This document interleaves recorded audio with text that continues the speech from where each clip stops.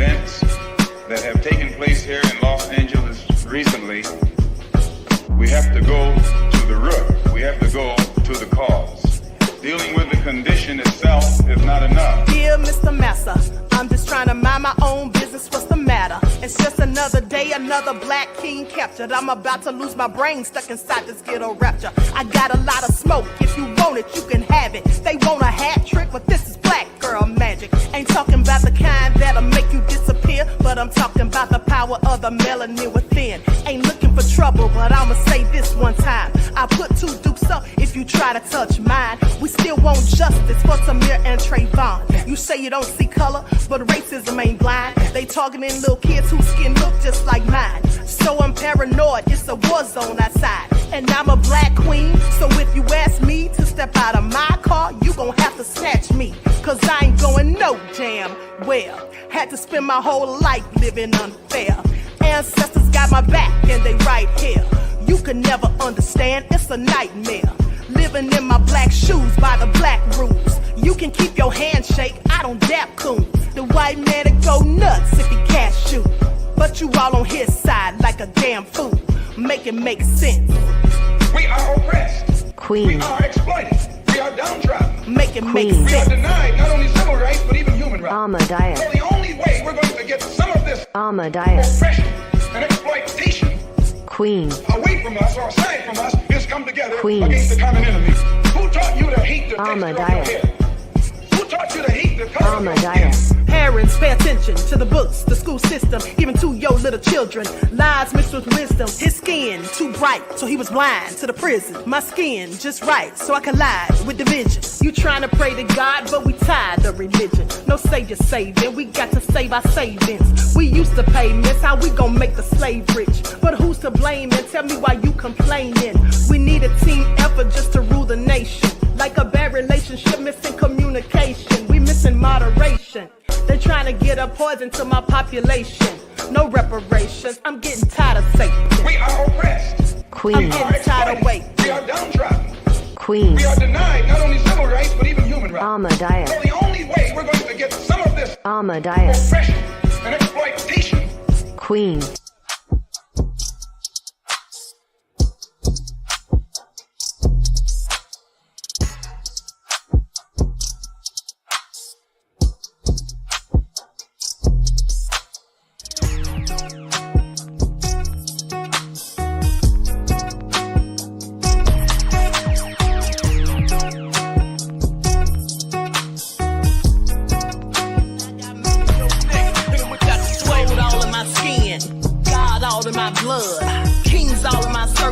Touch one of mine and you're done. They show no love for the queen.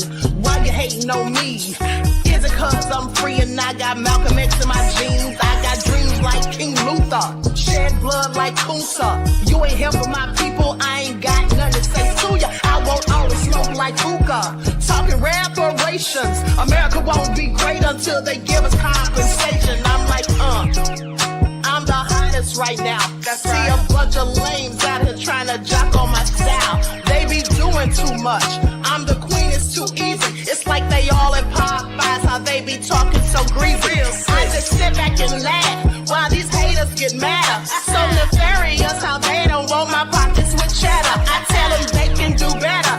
These snakes in the grass can leave a bite on your ass, cause y'all be trusting too fast. I got my foot on the gas, other one on they necks. Dropping receipts on haters, you better show some respect. I'm never facing regrets, we only facing the threat. This is the sound of Eric Malcolm.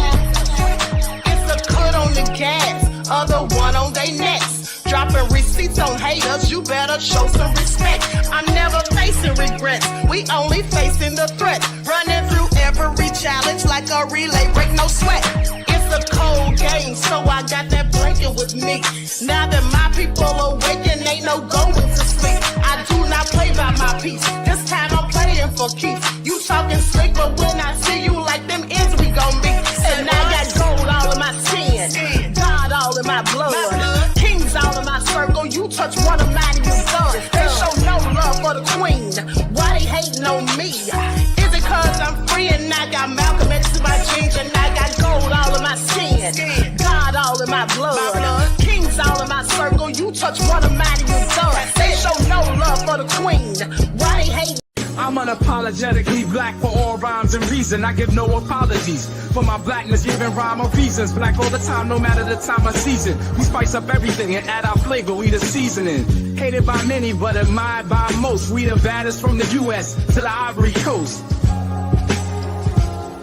We don't have to exert our power, we just simply coast. We've been put down, let down, and hung out to dry. But through all of it, we still keep our heads to the sky. Black forever, forever. I'm unapologetically black. We rise like unapologetic, yeah, we're the chosen. From the streets to the stage, the power's awoken. Black magic in our veins. Feel the motion, warriors of change. Pushing through every notion. No chains can hold us, we break through like oceans. Educate, elevate, that's our devotion. Another Queen Ahmadiyyah production.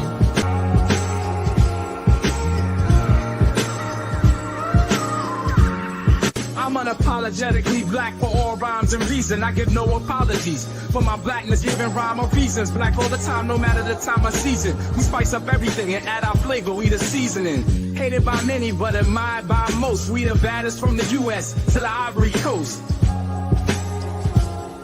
We don't have to exert our power, we just simply coast. We've been put down, let down, and hung out to dry. But through all of it, we still keep our heads to the sky. Black forever, forever. I'm unapologetically black. Still pushing through the struggle, can't keep us down. Voices loud from the underground to every town. Shades of excellence, ain't no hiding, won't back down. From the roots to the U.S. in the city's crown. Stay shining bright despite the hate they lay. Our culture's fire burns strong night and day. Black forever, the spirit won't decay. Raise the banner high, cause we here to stay. Sally, stay shine, but we're too in the level I thought, so I cry, Sally. Angel, you command, your thoughts are demands, and it's turn on, Sally.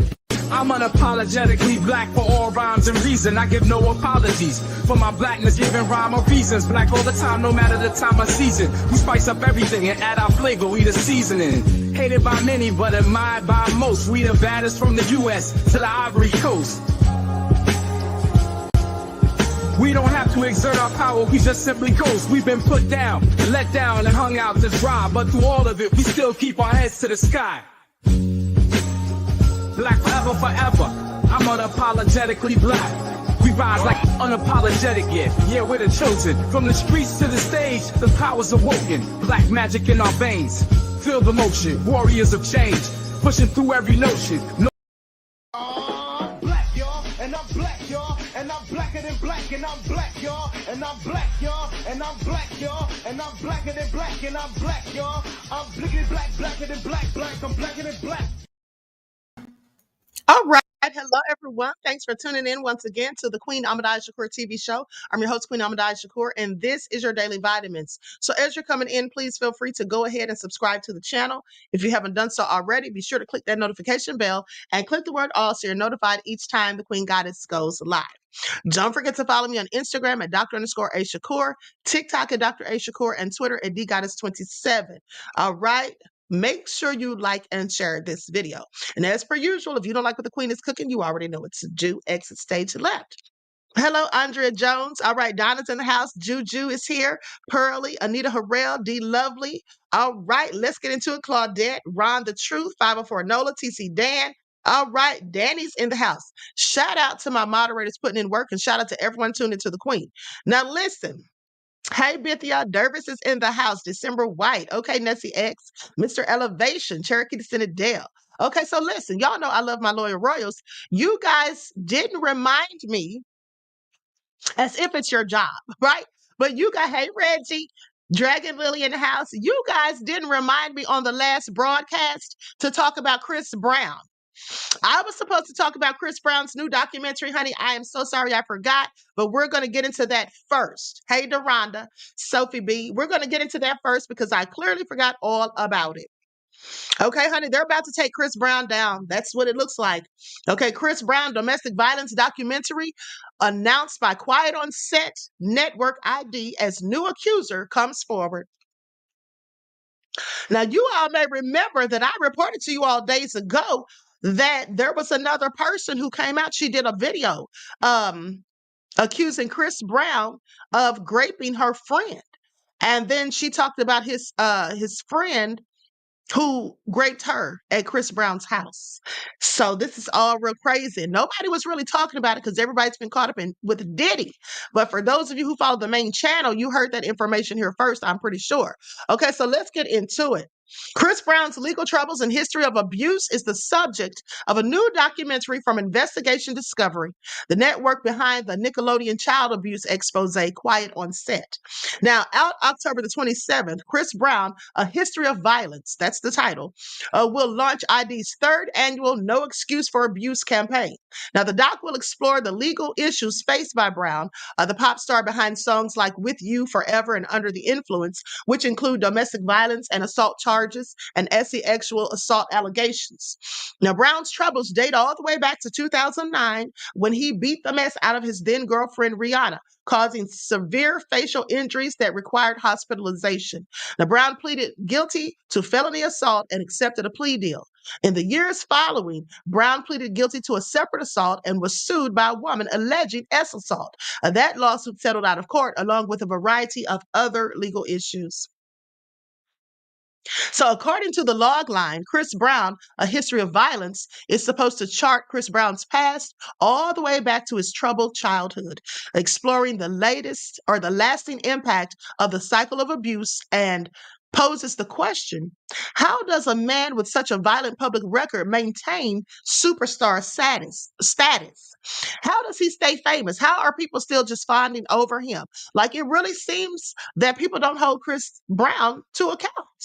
Because we could say the whole incident with Rihanna happened, about 15 years ago, maybe 16 years ago. But at the end of the day, what about these new allegations and all these things that have been said about him? Very problematic. And so with expert and cultural commentary layered throughout, the documentary provides thoughtful reflections into each survivor's experience and the psychological destruction and the aftermath of their abuse. Now, as revealed in the trailer, a new accuser whose identity is hidden comes forward with allegations against Brown, saying, I have not spoken about this matter publicly, but that's the only way he can be stopped. That's what she says. Now, immediately following the documentary, which airs October the 27th on ID channel at 9 p.m., and I'll clearly be tuned in, The View co-host Sunny Hostin will lead a conversation about intimate partner violence, saying, throughout my career, I have always prioritized being a fierce defender of women and children, she says. Domestic violence is a very close personal issue to me as I reflect on my past as a prosecutor of these types of cases, and in my role as a mother and public figure whose actions inform and help shape the next generation.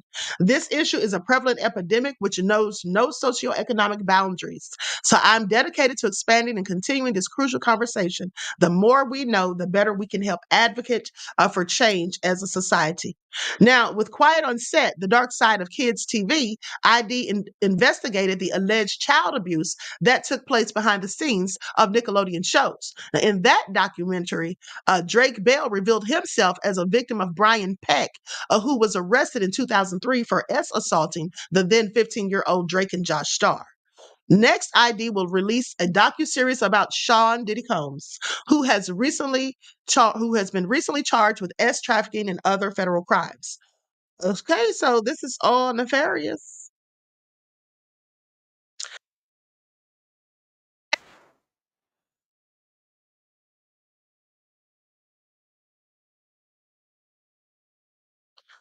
Okay, so they have the trailer. I'm not going to play the trailer because I just don't want the ScrewTube give me any problems, and y'all know they will. I'm going to play it, the edited version that I have of it, where you can just hear it, but you can't really see it, okay? I'm sure the girls want to know a couple more questions and things.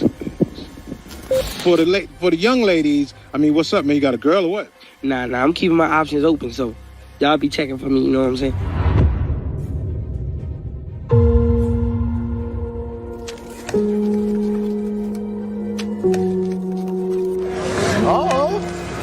Thank you so much. That's the type of stuff will get you in trouble, player.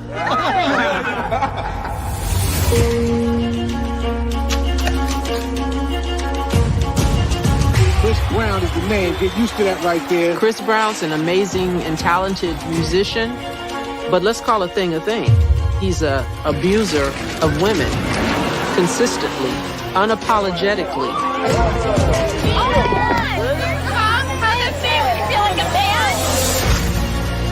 Did Chris pull a gun on that girl? When is your hearing for your restraining order? There's a long list of various different women. You seem pretty upset. Are you sure you don't really fall victims advocate haven't come talk to you? Who've accused Chris Brown of assaulting them. Senator Chris Brown has been detained in an alleged case of rape. He has an audience full of assault deniers.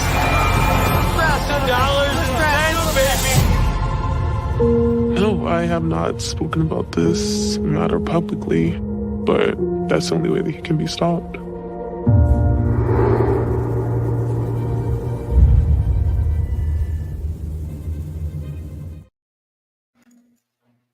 All right, so you all heard that. At the end of the day, it looks like they're trying to take Chris Brown down.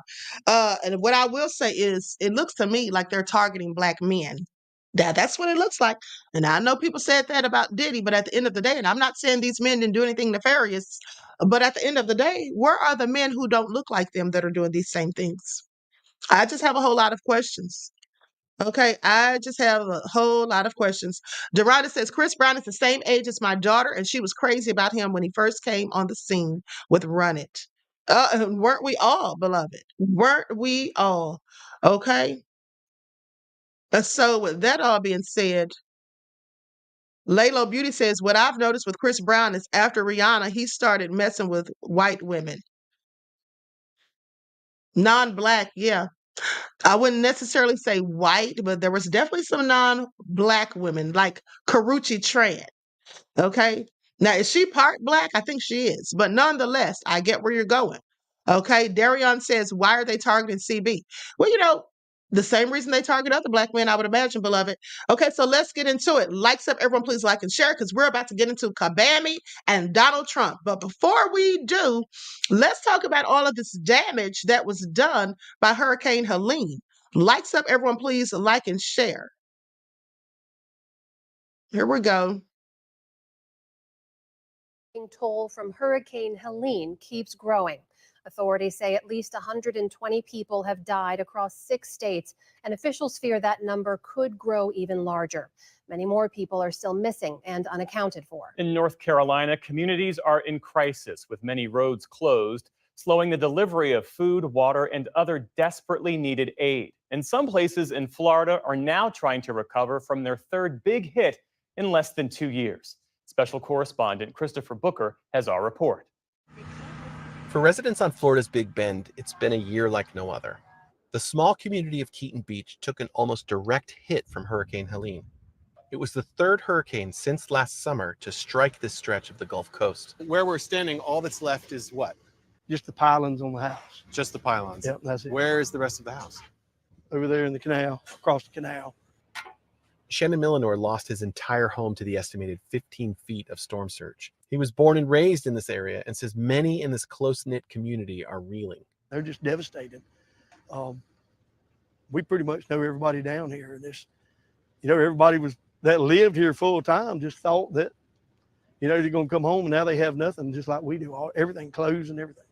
While people in Florida have started to clean up, the aftermath of Hurricane Helene continues to wreak havoc across almost the entire Southeast. In Western North Carolina, rescue teams are still searching for victims as floodwaters have submerged entire neighborhoods. The state's governor, Roy Cooper, called the disaster an unprecedented tragedy. Today, we did an aerial overview to see the damage here in Western North Carolina, and it is extensive and devastating. We know that it's going to require significant resources, both in the short term and the long term. Among those rescued over the weekend was nurse Janetta Barfield. And even before the officer got to me, the water was all the way up to my chest inside my car. Floodwaters and damaged roads left some of the hardest hit areas of North Carolina completely cut off. Many residents in the mountain city of Asheville remain without running water or cell service, but a lucky few have managed to find power. We did not have cell service for the first 3 days here, but it's just coming back and everybody's wanting to get their devices charged so we can let our family know that we're safe. In Georgia, playground equipment sat partially underwater. In Atlanta, 11 inches of rain fell over 48 hours. the most the city has ever seen over 2 days. And in eastern Tennessee, a bridge collapsed into a river. In all, more than 1 million people across the Southeast are without power. President Biden addressed the devastation today. I'm here to tell every single survivor in these impacted areas that we will be there with you as long as it takes. Helene roared ashore in the Big Bend last Thursday as a Category 4 hurricane, with winds of 140 miles per hour and record-breaking storm surge. This storm underlines a complicated mix of questions for the people who live here. First, should they rebuild? And if they do, what will that look like? And then, can they afford what were already the highest home insurance rates in the country? From 2017 to 2022, Florida homeowners saw a 45% increase in premiums, leaving many unable to afford insurance altogether. Cedar Key, a Big Bend island town of about 700 people, was also one of the hardest hit. Officials estimated a quarter of the homes were destroyed. Sue Colson is the mayor. She says the storm will fundamentally change the place she's called home for 30 years. We have to learn we cannot fight nature, and we cannot build the Titanic that will never sink. That's insane, and we still think we can do it. We can do better at building. We can do better at the codes. But then maybe we need to rethink where we place things. Maybe we shouldn't build a food market at the bottom of the hill where it's always getting damaged. Does a storm like this force the question as to whether a community like Cedar Key can continue in the era of these big storms? That's so silly. That's a silly question. We have never not been inhabited.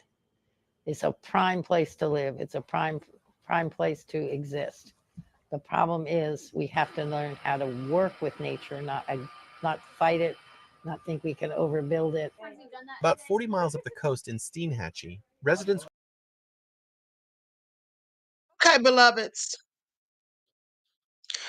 Now, I was just letting that continue to play while I was cueing the other video. It took about 40 seconds, okay? So we're going to talk about the port strikes, all right? So with that all being said, thank you, Timber Dan, for your contribution to the channel, beloved, and your insight into the topic, okay? Yeah, I've been keeping up with Netanyahu. All of this stuff's about to get real bad, okay? Please pay attention. It's going to get real bad before it gets better. So let's get into it. Likes up, everyone, please. Like and share. Thank you in advance.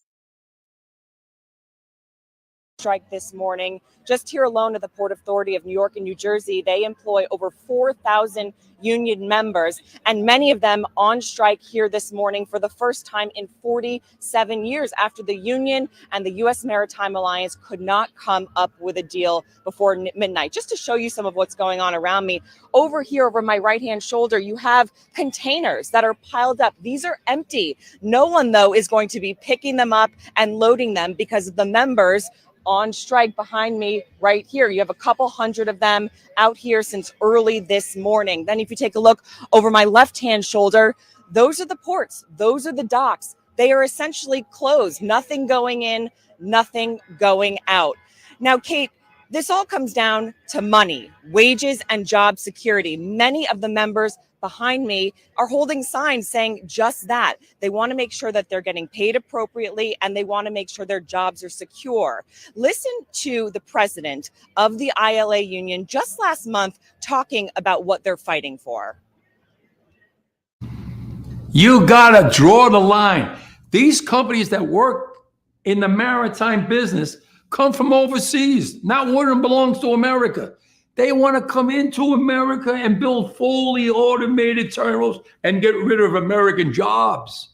Good paying jobs that support families with medical, pensions, annuities, and pay taxes. They want to get rid of them.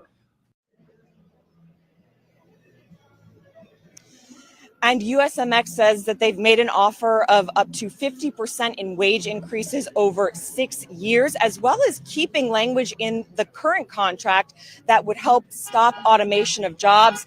But the union saying that is not enough. Now, in terms of this port, a lot of fruit and vegetables come into this port. You're talking about cherries, fresh fruit, chocolate, alcohol, Also going out, you have auto parts that are being shipped across seas. None of that happening right now. As for the Biden administration, they are monitoring this very, very closely. They say they are in touch with both sides. One thing that business leaders around the country and the U.S. Chamber of Commerce is calling for is for President Biden to invoke the Taft-Hartley Act. That is a way that that the president could potentially stop this strike.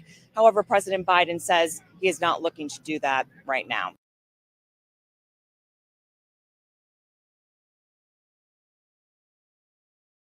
Well, so Biden's not looking to do much. And why is it that every time something specifically happens, Biden is always talking about he's monitoring the situation very closely? Okay, so what do you mean? How are you monitoring it? Are you watching it on the television like the rest of us are? What are you doing for it? Okay, please, this is all crazy. Like I said, Biden and Kabami, they haven't been doing much the 4 or the 3.5 years they've been in office. Now, with that all being said, here's the thing. Biden gave Ukraine $8 billion just a few days ago. I want you all to pay attention for military aid. U.S. President Joe Biden announced more than $8 billion in military assistance for Ukraine on Thursday to help Kyiv repel Russian invaders, using a visit by President Vladimir Zelensky to make a major commitment. Now, the aid includes the first shipment of precision-guided glide bomb called the Joint Standoff Weapon, with a range of up to 81 miles. That's 130 kilometers. Okay, the medium-range missile gives Ukraine a major upgrade to their weapons that it's been using to strike Russian forces, allowing the Ukrainians to do it at safer distances. Now, the bomb, capable of striking targets with high accuracy, is to be dropped from fighter jets. Biden will not announce that Washington would let Ukraine use U.S. missiles to hit targets deeper in Russia, according to a U.S. official. Supporting Ukraine, which Russia invaded in February of 2022, has been U.S.'s priority. Okay, this is what Biden said in a statement, that this has been their priority. So I want you all to think about this. So since 2022, February of the beginning of it, Biden has been focused on Ukraine and the war that they're going through with Russia. That's what he's been concerned about. Nothing else.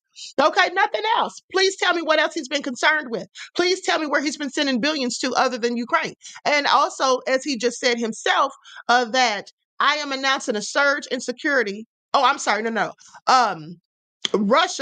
Ukraine, which Russia invaded, has been the U.S.'s priority. That's what Biden said. Then he goes on to say, this is why today I am announcing a surge in security assistance for Ukraine and a series of additional actions to help Ukraine win this war. That's what he wants to do before he leaves office in January. Now, the bulk of the new aid, $5.5 billion, is to be allocated before Monday's end of the U.S. fiscal year. Okay, when the funding authority is set to expire. Now, another $2.4 billion is under the Ukraine Security Assistance Initiative, which allows the administration to buy weapons for Ukraine from companies rather than pull them from U.S. stocks. Now, this will provide Ukraine with additional air defense, unmanned aerial systems, and air-to-ground munitions, as well as strengthen Ukraine's defense industrial base and support its maintenance and sustainment requirements, according to Biden. This is what he said. Now, under his plan, the president says the Defense Department will refurbish and provide Ukraine with an additional Patriot air defense battery and more Patriot missiles. Biden ordered the Pentagon to expand training for Ukrainian F-16 pilots, including by supporting the training of an additional 18 pilots next year. Zelensky thanked Biden and the U.S. Congress for the new military aid package, saying Ukraine would use it in the most efficient and transparent manner. Said, I am grateful to the United States for providing the items that are most critical to protecting our people. This is what Zelensky said on X, mentioning the Patriot battery drones and long-range missiles. Now, to combat Russian sanctions, evasion, and money laundering, the U.S. will act to disrupt with what Biden called a global cryptocurrency network in coordination with international partners. Now, Biden said that he will convene a leader level meeting of the Ukraine Defense Contact Group in Germany next month to coordinate efforts of more than 50 countries supporting Ukraine. Before meeting Biden, Zelensky sat down with Democratic and Republican lawmakers at the Capitol. And he talked about he talked with two dozen senators from both parties for more than an hour before a separate bipartisan session in the House of Representatives with about a dozen lawmakers. They say it was bipartisan, it was positive. Republican Representative Joe Wilson, a leader of the House Ukraine caucus, told reporters. Congress has approved nearly $175 billion of aid and military assistance for Ukraine. Let me say that again. $175 billion for Ukraine, okay, and allied nations in the 2.5 years since Russia began its full-scale invasion, and making many lawmakers say they expect Washington will need to approve more money. Even more. This 175 billion isn't enough. They're going to approve more money to help Kyiv within the next several months, but we can't get reparations. So what y'all to think about that? Now, the visit was much lower profile than previous trips to Congress. Now, the Senate and House left Washington on Wednesday night until after the November 5th presidential election.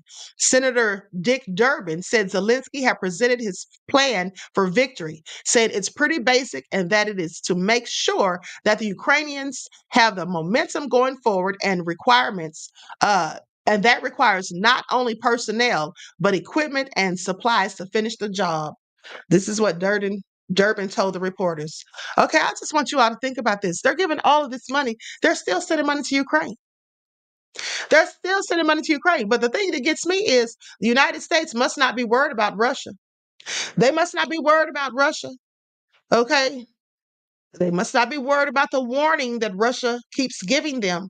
Russia issues new nuclear warning. Now, this just came out a few hours ago. Russia issues new nuclear warning to U.S. and UN, saying it's an suicide venture. And I'm talking about suicide with an S. Okay. So let's talk about it. Likes up. Everyone, please like and share, because Putin is saying that the West is risking a nuclear catastrophe. So Russian Foreign Minister Sergei Lavrov, a close ally of Russian President Vladimir Putin, issued a new nuclear warning during the United Nations General Assembly on Saturday, as he told Washington, D.C. to prepare Europe for an suicide venture. Now, amid the ongoing Russian-Ukraine war, tensions between North Atlantic Treaty Organization, also known as NATO, by the way, countries and the Kremlin have continued as NATO leaders have increasingly warned that direct conflict with Moscow is a realistic danger, as it has more nuclear warheads than any other country. So does the United States really want to tick off Russia? They've already done it. Now, according to the International Campaign to Abolish Nuclear Weapons, okay, Russia has more nuclear warheads than any other country. Now, this comes after Putin and senior Russian officials have repeatedly threatened nuclear escalation against Kyiv and its Western partners since Russia launched its full-scale invasion of Ukraine in February of 2022.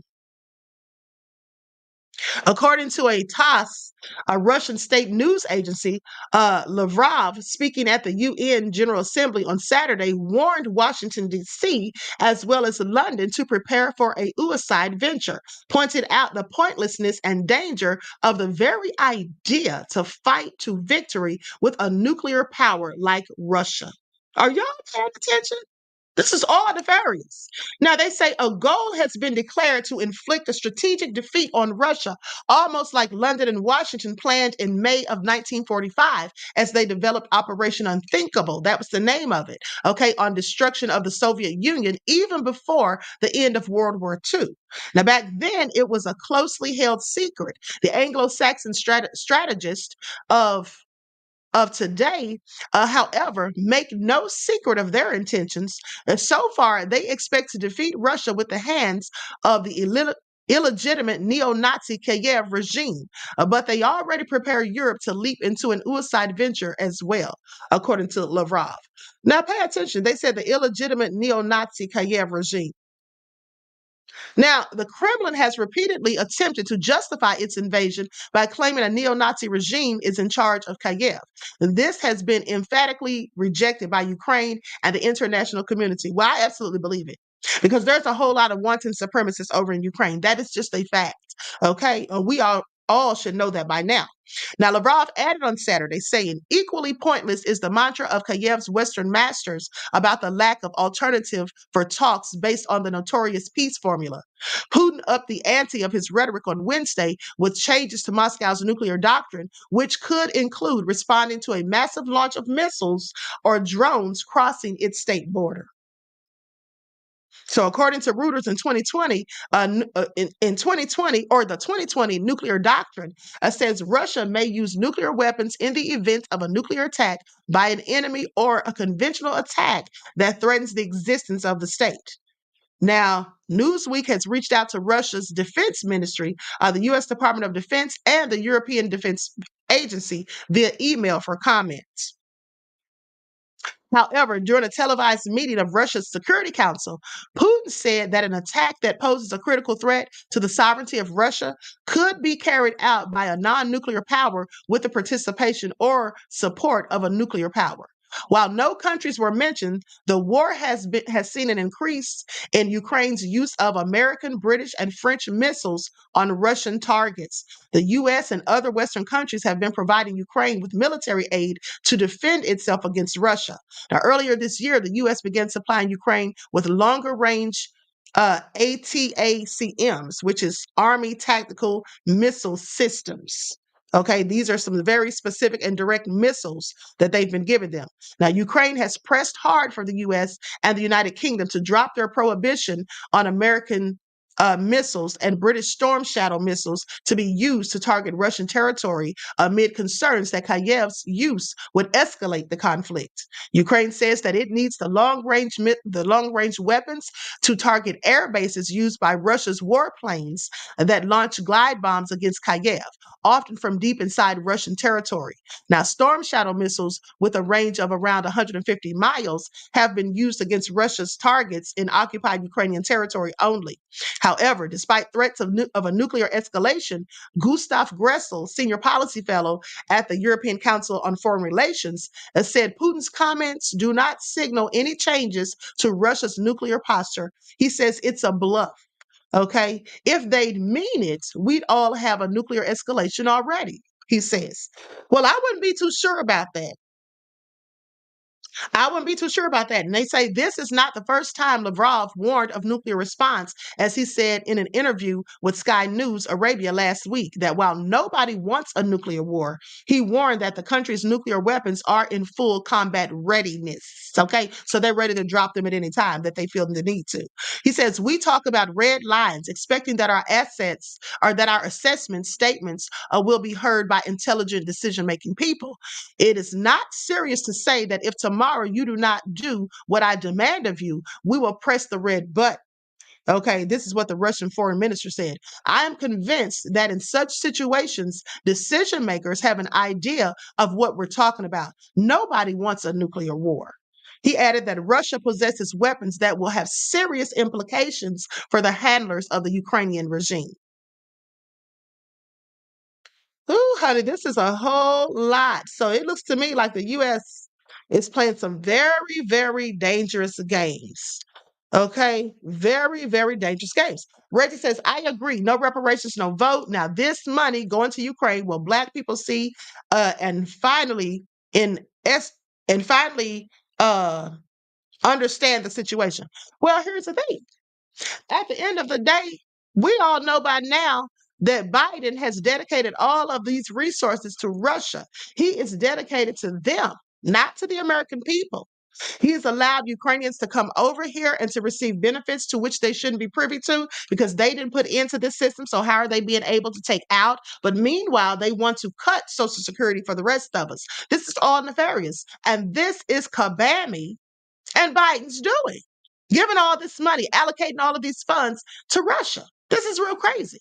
Okay, I just want you all to pay attention. Okay, so Mr. Elevation says, is Putin jealous because Biden is dating Ukraine? I have questions. Listen, I'm gonna tell you like this: Putin doesn't like anybody who's siding with his enemy, and nor should he. The United States wouldn't like it if somebody was siding against them with their enemies, nor should they. That's just what it is. That's how it is. All's fair in love and war. Please pay attention. People do what they have to do. But let's talk about Trump, because Trump had the nerve to shade Zelensky. And I thought it was also entertaining. So let's get into it.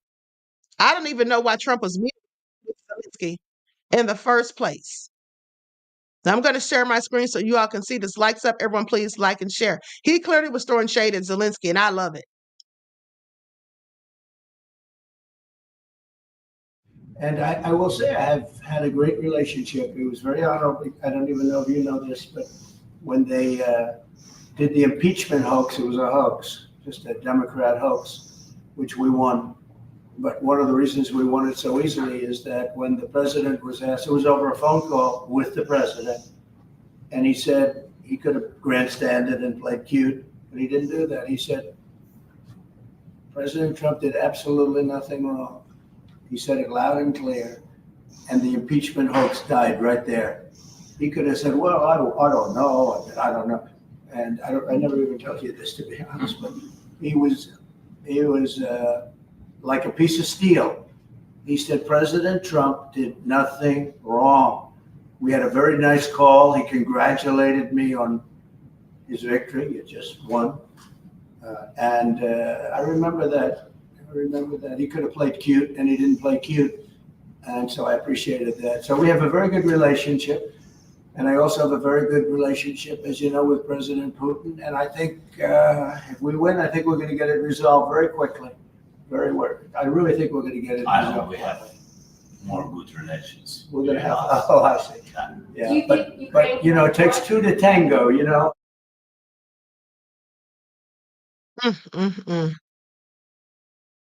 All right, so you all heard that. Trump sitting there praising Putin while he's sitting there talking to Zelensky. And then he says he has a very good relationship with Putin. Zelensky says, I hope we have a good relationship. Trump says, oh, well, it takes two to tango. He said it takes two to tango. Reggie says Trump feels the same way about Zelensky as Putin does. He's, yeah. Okay. Yeah. He's putting on his face. Yeah. He doesn't care for him. And that's why he shaded him. Christopher says Trump is trying to stop the war. Here's the thing. It certainly seems that way. But at the end of the day, we cannot. This should not even be a question. There should be no way that our own government is sending hundreds of billions of dollars to another foreign entity for a war that they're engaged in. That's really not our business. I know we have allies and things, and clearly America is Ukraine's ally. But does he have to keep sending them all this money? And then they want to sit here and have reparations studies? Like, please make it all make sense. I am so sick of Biden. Here's the thing. If you vote for Kamala, you're voting for Biden because it's going to be the same old same.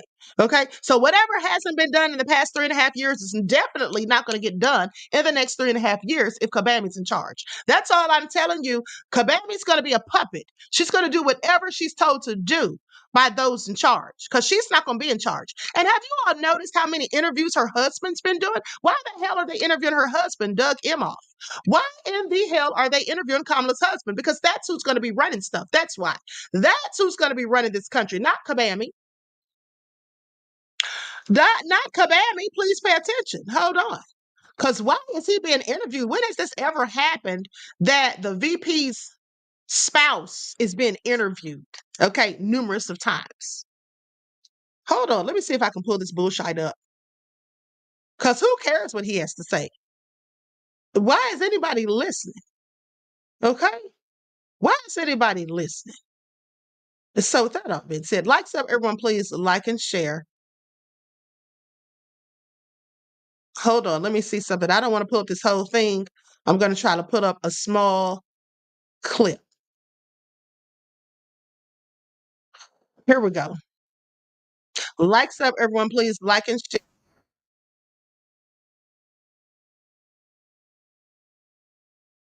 Pay attention to something too. I want you all to pay attention to the only thing that Kabami is really talking about is the reproductive health. Okay, what is she talking about outside of that? That's really the biggest thing that she's talking about, as far as I'm concerned. She's talking a whole lot about reproductive health and not much in the way of anything else is all I'm saying. All right. And so let's get into it. Gonna share my screen. Likes up, everyone, please. Like and share. Why the hell are they interviewing her husband? I have questions. Out on the presidential campaign trail, but we have never really seen a political spouse quite like Doug Emhoff. In many ways, he's an unlikely force on the campaign trail. I mean, he left a massive. She said they've never really seen a political spouse like Doug Emhoff. What is there to see about him? How is he different? What is there that's so tantalizing about him, so intriguing, so interesting that we need to hear from him in interviews? Okay, I just want y'all to pay attention because if y'all don't see what's going on here, I don't know what to tell you. Successful career in entertainment law when he became second gentleman. And he did that to avoid any conflict of interest. How refreshing.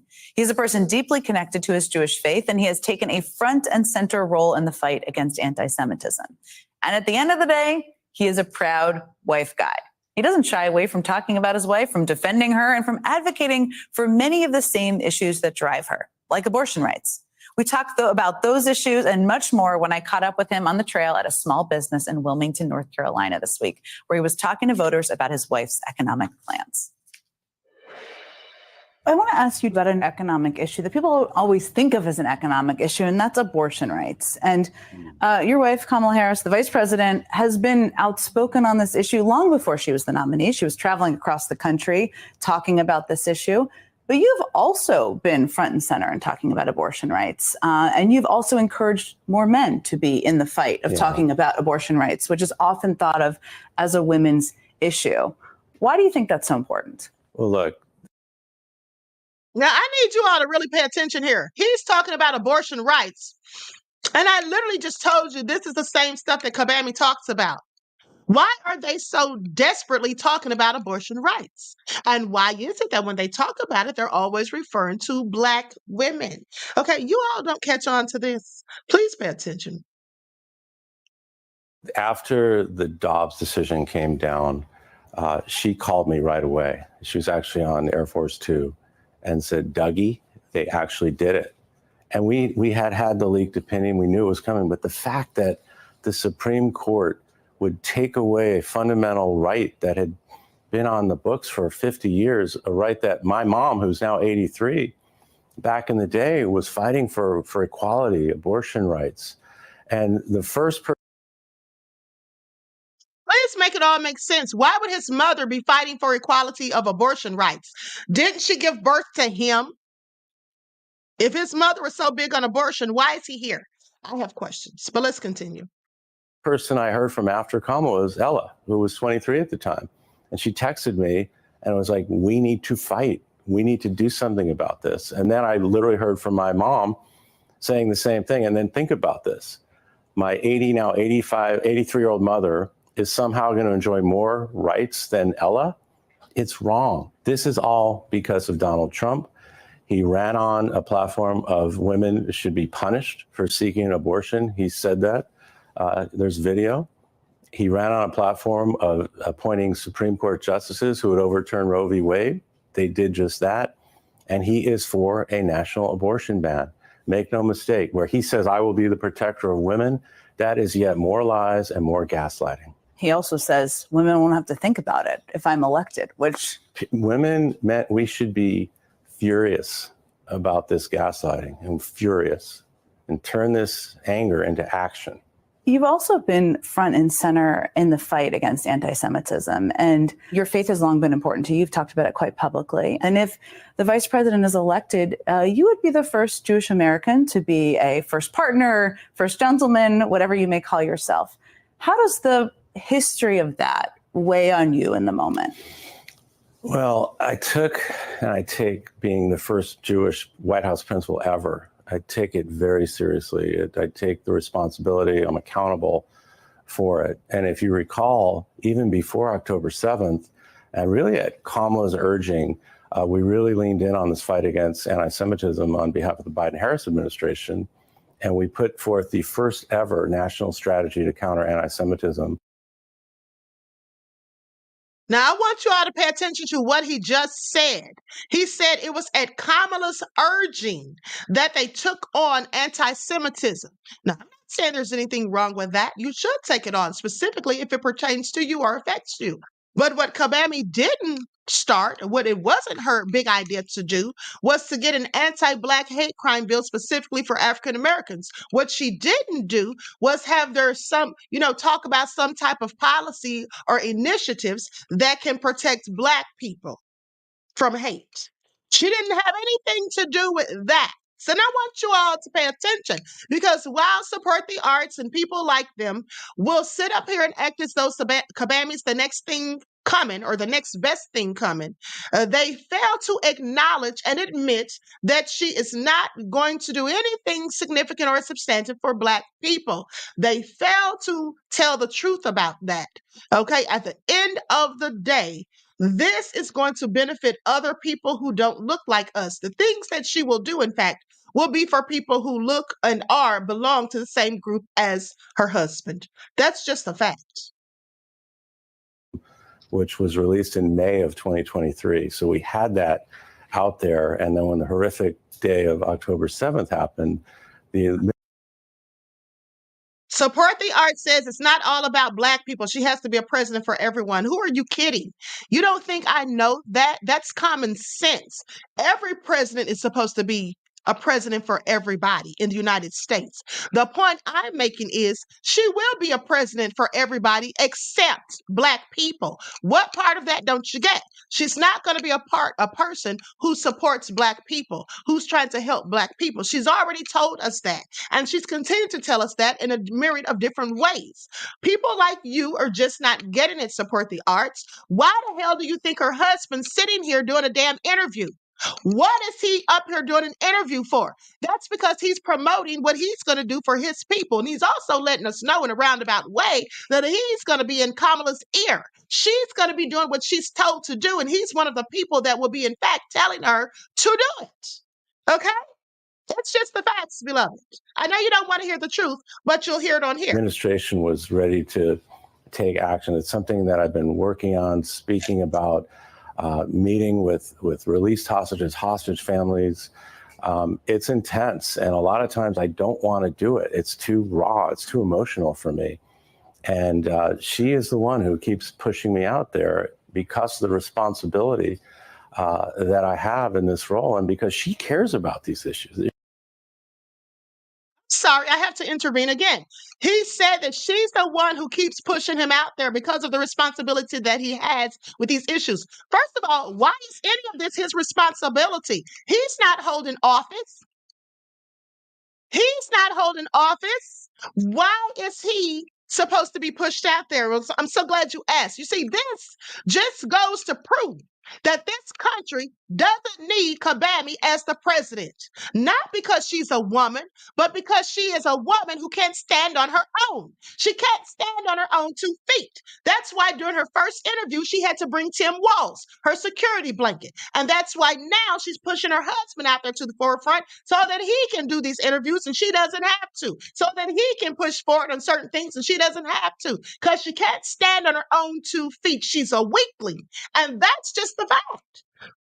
Now, y'all can take it or leave it, but the fact of the matter is she is not worthy. She is not designed. She is not built to be the president of this country. And you all should ask yourselves, do you really think that world leaders will take her seriously with all of her ignorant word salad spewage?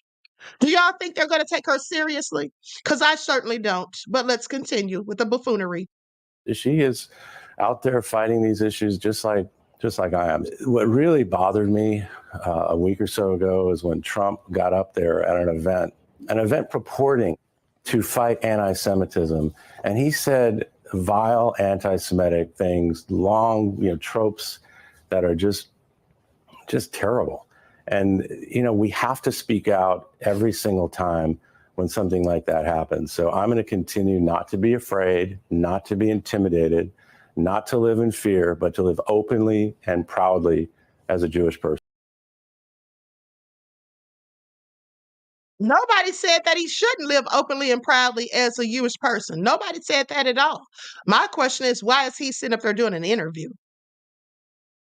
And he's using all of Kagami's same talking points. And he's also spewing word salad, in case you missed it.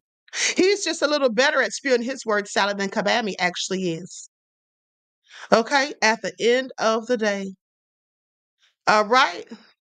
No nonsense. Trump is pro-Israel. So is Kamala. So is Kamala. I mean, that's obvious. The fact that her husband is Jewish should let you know that.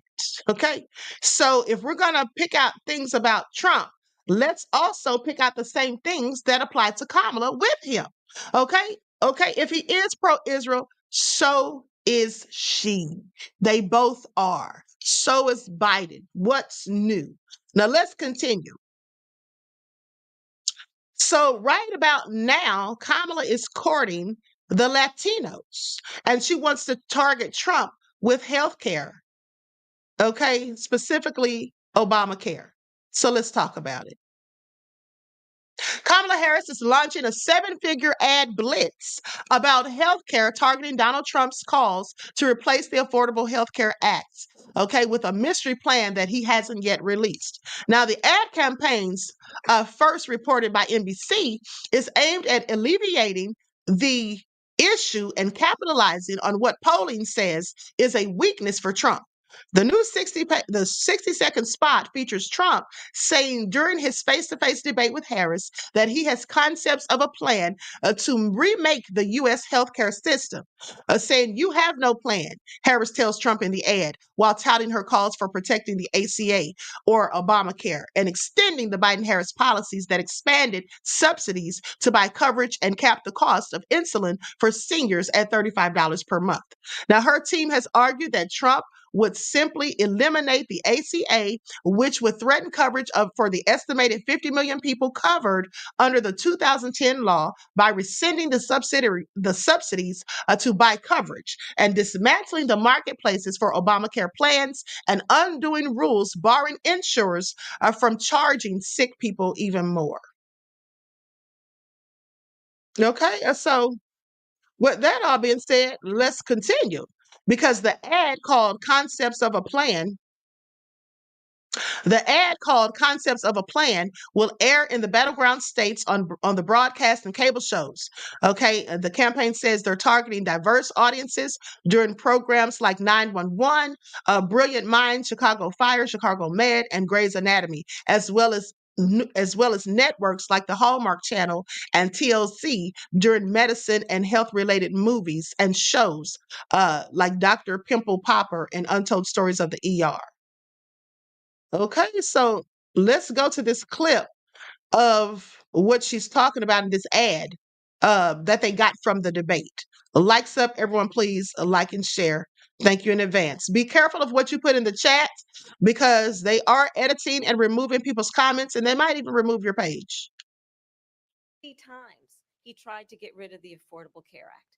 60 times. I was a senator at the time when I will never forget the early morning hours when it was up for a vote in the United States Senate. And the late, great John McCain, who you have disparaged as being, you don't like him, you said at the time, because he got caught. He was an American hero. The late, great John McCain, I will never forget that night, walked onto the Senate floor and said, no, you don't. No, you don't. No, you don't get rid of the Affordable Care Act. You have no plan. And what the Affordable Care Act has done is eliminate the ability of insurance companies to deny people with pre-existing conditions. I don't have to tell the people watching tonight, you remember what that was like? Remember when an insurance company could deny if a child had asthma, if someone was a breast cancer survivor, if a grandparent had diabetes? And thankfully, as I've been vice president and we over the last 4 years have strengthened the Affordable Care Act, we have allowed for the first time Medicare to negotiate drug prices on behalf of you, the American people. Donald Trump said he was going to allow Medicare to negotiate drug prices. He never did. We did. And now we have capped the cost of insulin at $35 a month. Since I've been vice president, we have capped the cost of prescription medication for seniors at $2,000 a year. And when I am president, We will do that for all people, understanding that the value I bring to this is that access to health care should be a right and not just a privilege of those who can afford it. And the plan has to be to strengthen the Affordable Care Act, not get rid of it, Vice pass this President prologue Harris, in thank terms you. of where Donald Trump stands on that. I want to move to an issue that's important for a lot She made of a mistake. At number one, John McCain fought Obamacare for 10 years. But it wasn't only him. It was all of the Democrats that kept it going. And you know what? We can do much better than Obamacare, much less money. But she won't improve private insurance for people, private medical insurance. That's another thing she doesn't want to give. President People Trump. are paying privately for insurance that have worked hard and made money, and they want to have private. She wants everybody to be on government insurance where you wait 6 months for an operation that you need immediately. President Trump.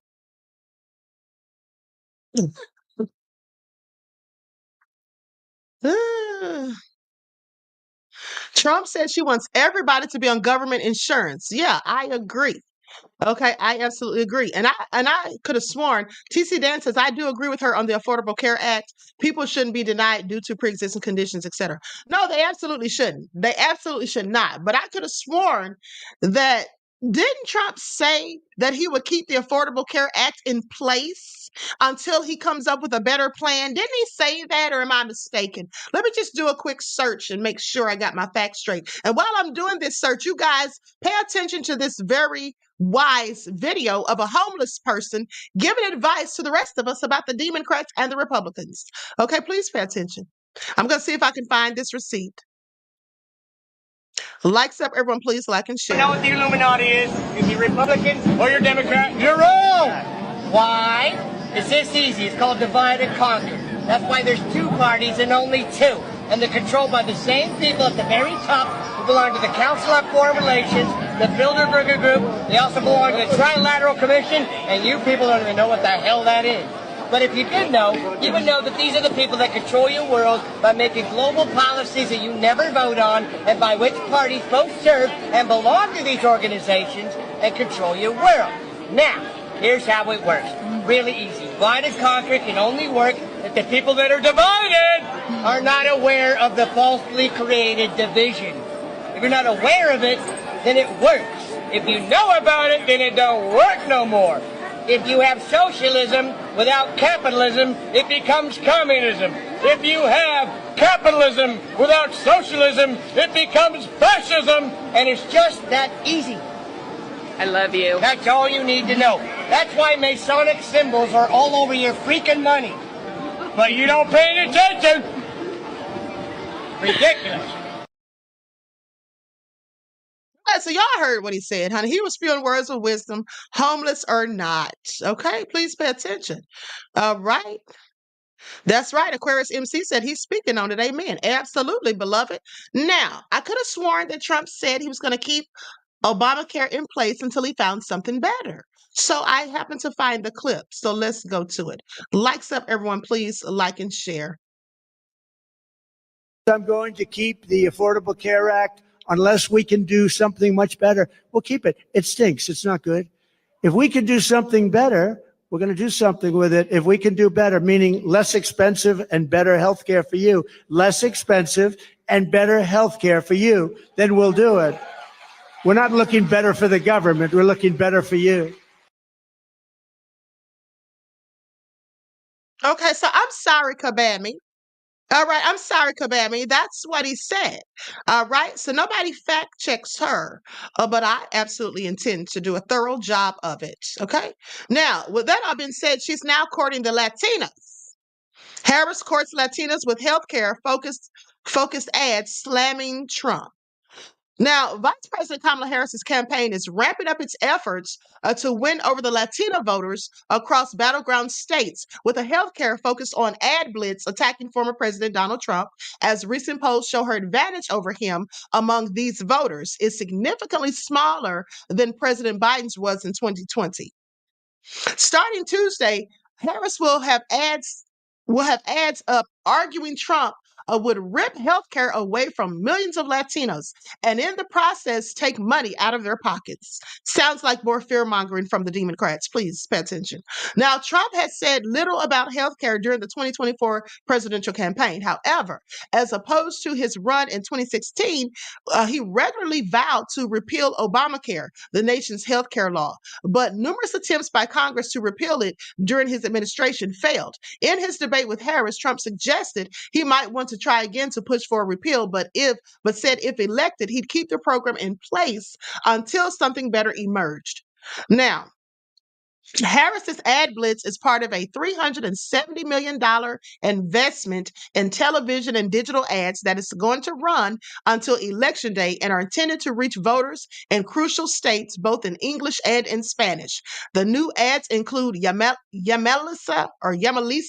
which features a diabetic resident in Allentown, Pennsylvania, who describes her lifelong financial struggle to pay for insulin after she was diagnosed with diabetes at age 10. The ad credits Kamala for capping the monthly cost of insulin to $35. Okay, and basically telling them that they need to stop him in regards to Trump. All right, so with that all being said, they say Kamala has made a desperate move on critical issues to save a sinking campaign. Is her campaign sinking? Is her campaign sinking? So let's talk about it. But they also talk about all these immigrants, and we're going to get into that too. So the Democrat nominee's campaign is fizzling like a week-old party balloon. Desperate to regain momentum, she is trying to defuse one of her most vulnerable positions, immigration. Now, the latest poll of 1,728 likely voters shows that Harris is dead even with Trump. Okay, shows Harris dead even with Trump in August. In August, the same poll showed her leading by 2 points. Now, Nate Silver reports that Harris's chances of winning are dropping, and the Real Clear Politics average of polls shows Harris's lead is declining slightly. Now, that small slippage comes despite massive spending of the Democrats, and especially in swing states where Trump, on average, leads Harris by the slimmest of margins. Now, the Harris team sees her Joy campaign. Please pay attention. This Joy campaign is all just a load of BS, in my opinion, and clearly a distraction and a gaslighting tactic. Okay, says her Joy campaign losing steam and has decided with great trepidation that the candidate must be more accountable on issues important to voters. Immigration is one of those top concerns on which she is currently being clobbered by Trump. Okay, according to CNN, 49% of voters trust the former president on immigration compared to 35% trusting Harris. Now, the open border may prove key to winning toss-up states like Arizona and also to winning over Black men, especially those who are concerned about the impact of lawless immigration on the jobs market. Okay, so let's get into it. Let's just go ahead and watch this video. Likes up, everyone. Please like and share.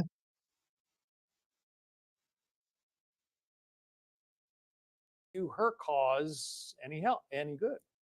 Let's bring in Mahek Cook, an attorney and GOP political strategist. Mahek, Kamala Harris decided to go to the border all of a sudden, and what do you think is the effect? Did she do her cause any good? John, thank you for having me. I truly believe Kamala Harris's visit to the border was career ending for her, not only for her presidential race, but her future in politics. She waited over 1,300 days after pleas from every single American to voters, to senators, and even people in the Congress to say, please come to the border. Please see what's happening. It's devastating. And now, in the middle of her going for a photo op for 20 minutes with Border Patrol agents, you have a damning ICE report that is telling every American what President Trump was saying. Our border is open and we're being overrun by criminals. Now, you talked about the 15,000 career criminals that have entered and the homicide rates and the sex and all the other crimes that these illegals are committing. But I looked at that report that came out, John, and it also talks about burglary and larceny and arson and kidnapping and Let's not forget the 99 terrorists that she has allowed into our country and the 12 million undocumented illegal immigrants. What's left in terms of crime under Kamala Harris? Nothing. The Department of Homeland Security put out a statement. They say that the data is being misinterpreted, and that some of these people who are being counted entered the country more than 40 years ago, and that this has happened under other administrations. But it's also the case that the number of undetained has more than doubled in the 3.5 years of the Biden-Harris administration. 100%. You can point directly to the Biden-Harris administration policies. On day one, when Biden-Harris got into office, they shredded 66 executive orders that were remain in Mexico to make sure we processed individuals through common sense that were seeking asylum. They ended catch and release, which means they allowed for criminals to enter our country illegally. And John, I've also looked at reports by the Department of Homeland Security and DOJ. Back in April, they said over 100,000 plus, 170,000 to be exact, illegal immigrants have entered our country and refused to come for their court date. Now, this is all under Biden-Harris. DOJ and DHS is going to try and double back on this damning report, but we know what we're seeing. We have an open border, and it is under the Biden-Harris administration. They unraveled every single policy that was strong under President Trump. Our Fox News polling unit asked voters in some of the swing states who they find to be better on the immigration issue, and these are the results. Donald Trump comes in well ahead in Georgia, Pennsylvania, and Arizona. You can see the numbers of the numbers there, well outside the margin of error. In Pennsylvania, people were asked, who do you expect to do a better job on several of the major issues? Immigration and the border, Trump wins 57-40. On the economy, 52-46 he wins. It is only on abortion that Kamala Harris comes in ahead of the former president in Pennsylvania. Now, when you stack those issues up, who comes out with the advantage, do you think, Mahet? President Trump has the advantage because he's a tried and true tested candidate. He not only wins on the economy. Remember, President Trump had the largest tax cut for every single working class American. And not only that, we had a secure border. When you look at the polling today, John, President Trump is continuing to win on polls because he talks about issues and provides solutions that matter most to Americans. And Kamala Harris is trailing. This is the only reason she went to the border to try and do photo ops, which did nothing to move the needle in her campaign. If anything, it highlighted the fact that she has allowed an open border crisis. She was given the assignment of the border. Media called her the border czar, although the president didn't use that terminology, back in March of 2021. In June of 2021, she famously said this in an interview with Lester Holt. Listen. We are going to the border. We've been to the border. So this whole thing about the border, we've been to the border. We've been to the border. You haven't been to the border. I haven't been to Europe. And I mean, I don't understand the point that you're making. I don't know. Do you want to illuminate for the vice president why going to the border is important? She went there yesterday. Well, John, I am a legal immigrant. I came to the United States legally, and I've also been to the border. I have spent time with Border Patrol, and what I saw and heard from Border Patrol was devastating last year. Our borders are overrun. They're babysitters. They're allowing for illegals to come into our country and sit at the Catholic Charities for 2 to 3 days before they are flown across the country to any single state, including Ohio. I live close to Springfield, Ohio. I've spent time there. Look at what Kamala Harris has done. She has devastated our border. She has devastated our communities, our infrastructure, our hospitals, and we are being overrun today. And let me tell you something. Border Patrol sat there and looked at me and said, Kamala Harris doesn't care about us, our families, and she certainly doesn't care about you as a legal immigrant. That should resonate with every single American as we go and we vote for who we want to be for president in 2024. The answer is very clear. We were safer under Donald Trump 4 years ago than today. We'll get into the business side of the immigration issue a little bit later on. Okay, so what do you guys have to say about that? Because I saw no lies detected, honey. Okay, no lies detected for the queen at the end of the day. Kamala needs to sit down somewhere. She's not going to do anything. And listen, did you guys hear her? How she was sitting there just basically lying?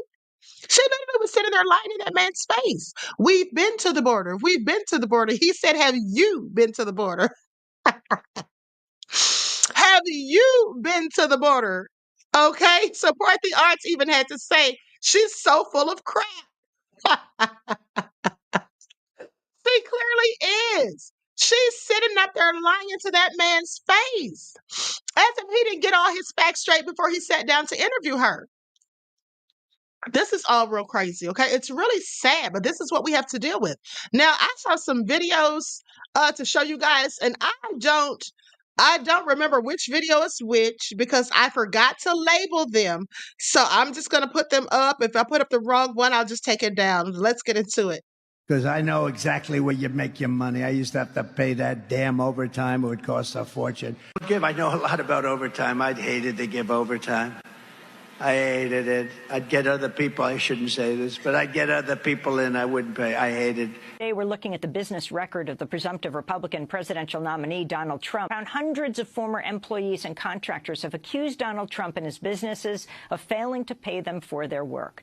And you also talk about Trump's companies having been cited for 24 violations of the Fair Labor Standards Act since 2005 for failing to pay overtime or minimum wage, according to the U.S. Department of Labor data.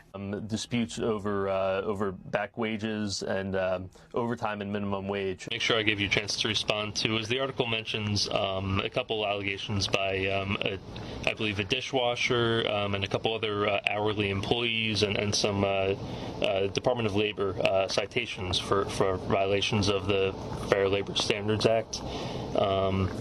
And they seem to be over unpaid overtime. When is this? The U.S. Labor Department violations were in 2005 and 2008. 10 years ago. 10 years ago, Steve. I have thousands of employees, Steve. You're talking about a dishwasher from 10 years ago. I don't know, Steve. You don't sound like you're going to be very good to me, but that's okay. A newspaper that you respect calls up and talks about a dishwasher 10 years ago, said you didn't get paid or something happened. I pay my bills on time. I'm proud to do it. I have one of the best records in the country for paying on time. I know a lot about overtime. I'd hated to give overtime. I hated it. I'd get other people, I shouldn't say this, but I'd get other people in, I wouldn't pay. I hated. Trump isn't shite, okay? He didn't want to pay the damn dishwasher. Trump, please make it all make sense. And then he said that he has one of the best records in the world, okay? Support the Arts said he's so full of crap. Yes, they both are. And that is my point. They're both full of crap, okay? Southwest Houston, Texas, Trump is so funny. He absolutely is. He's always good for a laugh, okay? We can't deny that, okay? But let's continue. And here's a video about Trump in his younger days. And I want you all to listen to what he says. Is there anything you can't have? Well, I believe if you think that you can't have it, you probably won't have it. You have to go into everything with a positive attitude. You know, they say that, I was telling somebody a little bit before, they say that the human mind is only using 1% of its potential, and that if the human mind could use 3%, you could do literally anything. You could cure the major diseases. You could do anything. Just one mind in this world, if it could get up to 3% of its maximum potential. Now, I'm sorry, but in that clip, astonishingly, Trump absolutely sounded intelligent. I want you all to pay attention. He literally sounded intelligent in that interview. Okay, so please pay attention. Now, that being said, not so much today in current times. Doctors and hospitals has plummeted. Northeastern University's research reflects a staggering. Oh, I'm sorry. Let me just let you all know what's going on right here. Matter of fact, I'm going to skip that video, and I promise to go back to it.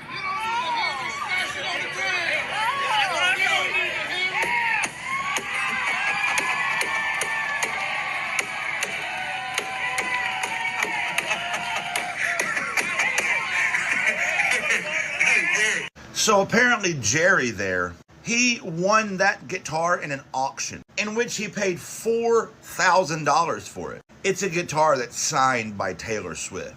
After paying $4,000 for it, he then goes to smash it up with a hammer. And while smashing it up with the hammer, the other troglodytes in the room, yeah, Jared, that's shower, teach her a lesson, that's right, woo! Because these people have zero emotional development. You're a grown-ass man in a room full of other grown-ass men, and you spent $4,000 to break a guitar up signed by a woman you don't like. And why don't you like her? Because she doesn't like your cult leader. Yes, you're in a cult. If you would pay $4,000 to bust up a guitar with a hammer just because another person doesn't like the person that you like, you're in a fucking cult. You'll hear them say things like, Taylor Swift just needs to shut up and sing. I ain't interested what some celebrity got to say about politics. But as soon as Kid Rock says something, that's goddamn right, I love Kid Rock. Say it again, tell him, kid, tell him. And oh, by the way, while spending $4,000 just to break up a guitar with a hammer and a group full of other men, these same people will say the following. Can't even buy a loaf of bread or a dozen eggs anymore because the price of everything so goddamn high. You know why it's high? Kamala. That's right, the whole time she's been vice president, ain't passed any policy to make my food cheaper. Can't even feed my goddamn family. But we're supposed to take them seriously. We're supposed to give their fake outrage credibility. Hey guys, you're in a cult. Shit's weird.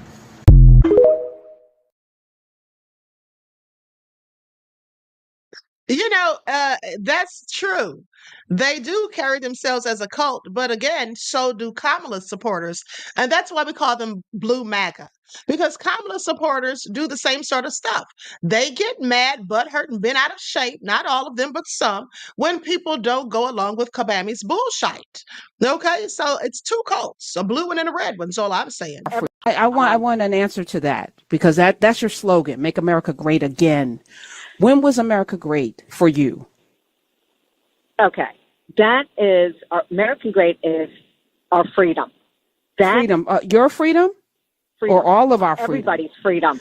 Everybody's freedom. So yes. When was America great for all of us? When our forefathers. Forefathers. The ones that own people? No. Which ones? You have to look at the history. You got to look at the history. I am. I'm asking you. Which for? George Washington owned 300 people and went after a few of them for running away. They signed a constitution that made black people, enslaved black people, 3/5 of a human being. I don't think it was great then. If you're asking me, a black woman. Right, but you have to understand. What?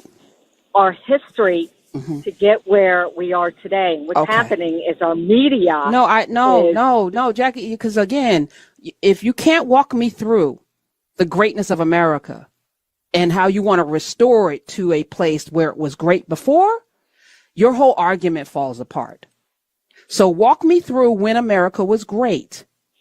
Okay, so America has been great forever. Now the problem is the people. For who though? No, I can't wait, because you need to answer the question. And again, you call up, and I'm glad, Mississippi. I love the state. You're a Trump supporter, which I want to get into the reasons behind that. But it's all around this freedom thing and this greatness thing, and we need to settle on what that looks like for you. And for me, and then for all of us, because if it's not going to be great for all of us, then it's not great for any of us, Jackie.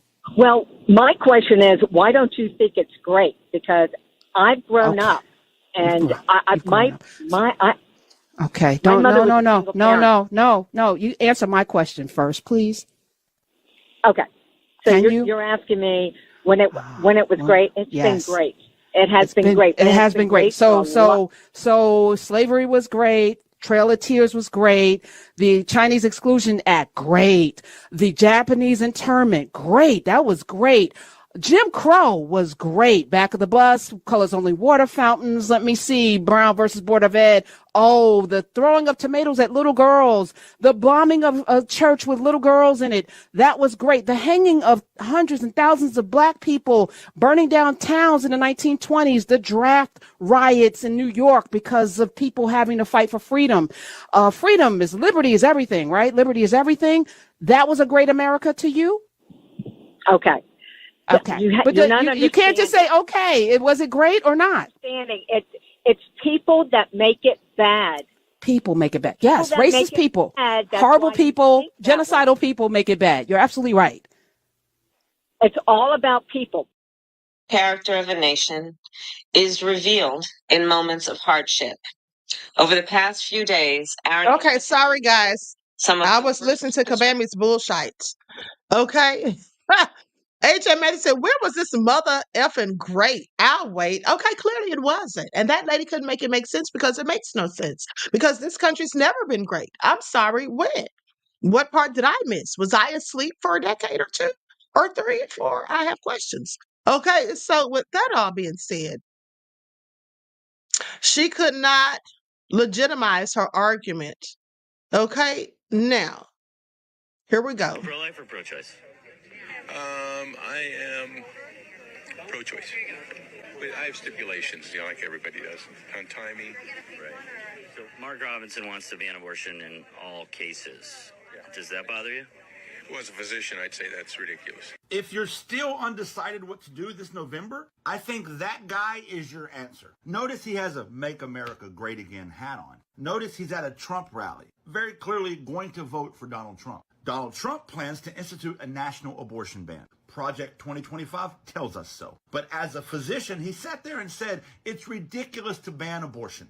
But yet he's going to vote for it. Because let's be honest, it doesn't affect him personally. Kamala Harris has flat out said she will protect reproductive freedoms. And let's be clear, reproductive freedoms matter to everybody, even if you don't have a uterus. Do you want the government to have access to your medical decisions, men? Do you want the government to tell you what you should do to your body? Of course you don't. If this conversation was about men getting pregnant, everybody would be pro-choice, let's be honest. So for a man to be at a Trump rally as a physician saying he's going to vote for a guy that he knows will ban abortion, even though that he knows that's a ridiculous assertion, as a physician, the choice is clear. One party, Trump, MAGA, Republicans, are in it for themselves. It's what's good for me, not for thee.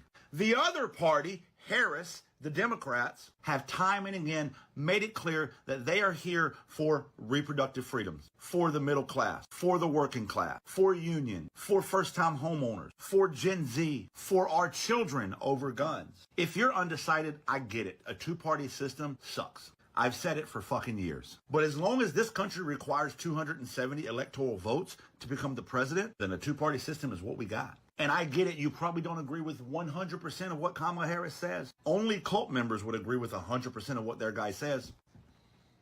Talking to you, MAGA. But if reproductive freedoms are important to you, if stopping corporate price gouging is important to you, if owning a home is important to you, if capping these ridiculous rent prices is important to you, if overtime pay is important to you, these are the things that Kamala Harris and her administration said they're going to protect. And these are the very things that Donald Trump and his administration have said they're going to cut.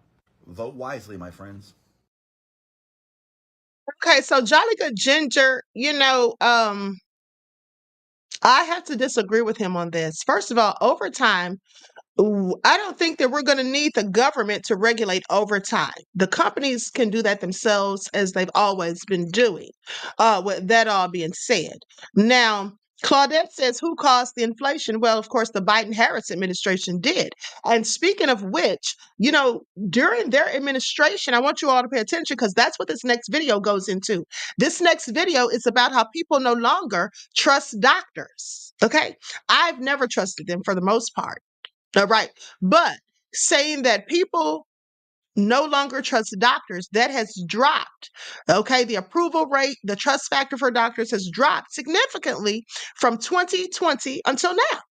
And so why is that? Well, of course, it's because of stupid 19 and the pandemic and the way that all of this was handled. So let's get into it. And then after we're done with this, we're going to get into some more of Kabami's word salad. You see, I'm talking about her and Trump. I want you all to see both of them because this is all you have right here, unless you're going to vote independent. But for those of you who seem to think that, oh, we have to choose between the lesser of the two evils, well, here's what you got. Okay, so please pay attention. Likes up, everyone, please like and share. Doctors and hospitals has plummeted. Northeastern University's research reflects a staggering drop in trust between 2020 and now, going from just over 70% to 40%. Dr. Marty Makary, a surgeon at Johns Hopkins and author of the book Blind Spots, When Medicine Gets It Wrong, he explores how these trust issues and medical misconceptions are impacting our health. Dr. Makary will participate in a Senate roundtable today with RFK Jr. about the chronic disease epidemic. Dr. Makary joins me now. Doctor, good morning to you. Thank you for hopping on. Just first, this precipitous, drop in trust over the past 4 years. Obviously, the pandemic playing a big role there, I imagine. But as a doctor yourself, that must take the wind out of your sails to see those numbers. It does, Marky, and it's difficult to watch that decline. That's a real decline. That was a 30-point decline. Trust in doctors and hospitals went from 70% down to 40%. I need patients to trust me when they come into the hospital. I think a part of this decline is a feeling in the general public that they've been lied to by public health officials about the importance of keeping schools closed for a year and 9 months in many parts of the country during the pandemic.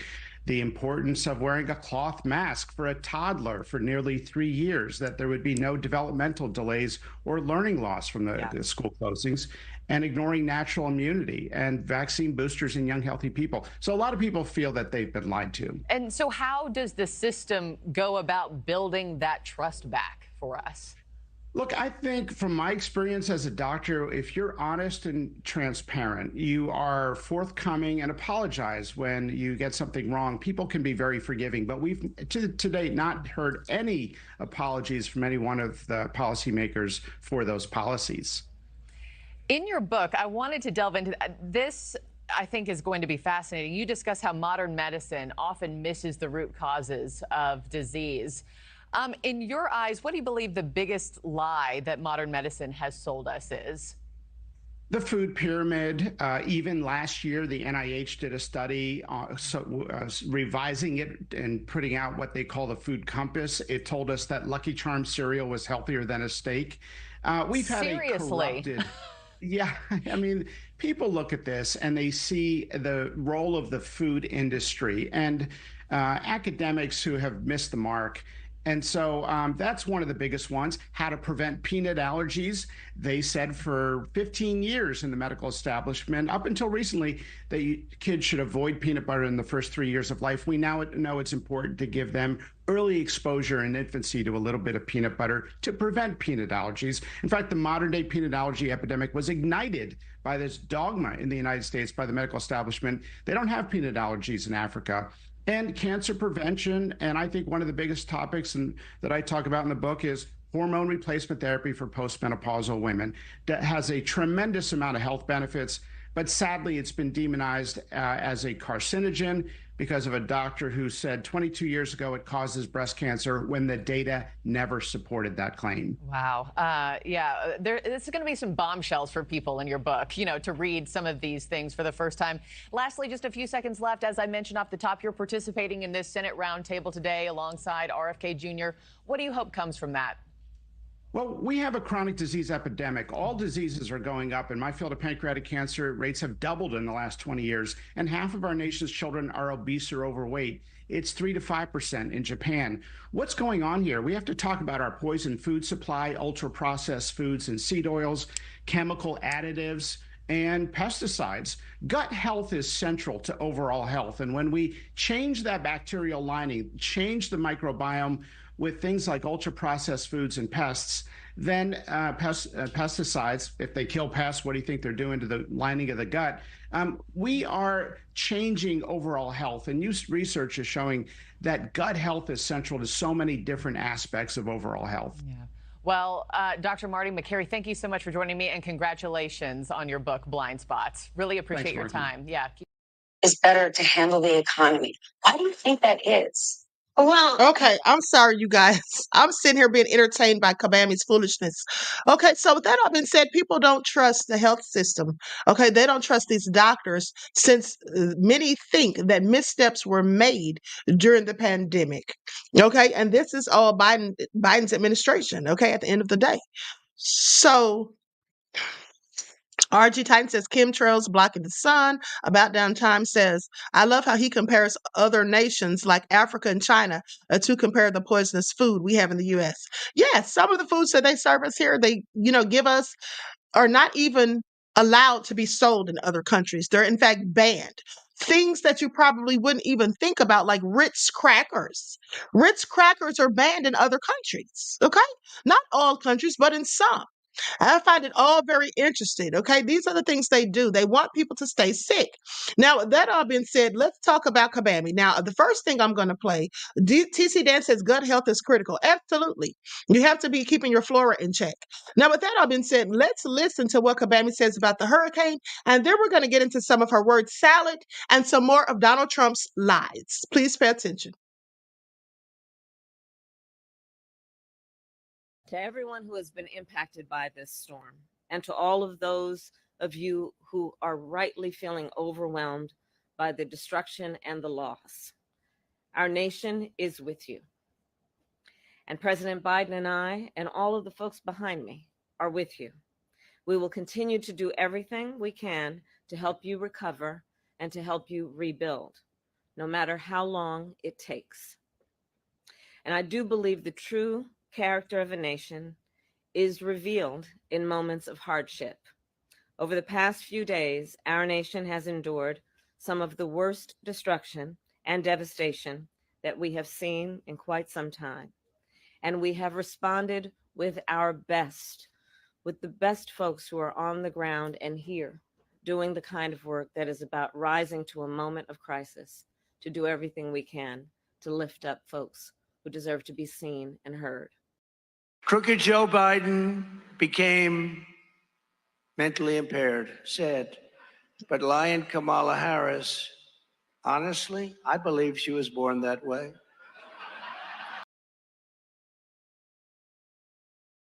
Trump is something else. Okay, please pay attention. Now let's get into the word salad of it all.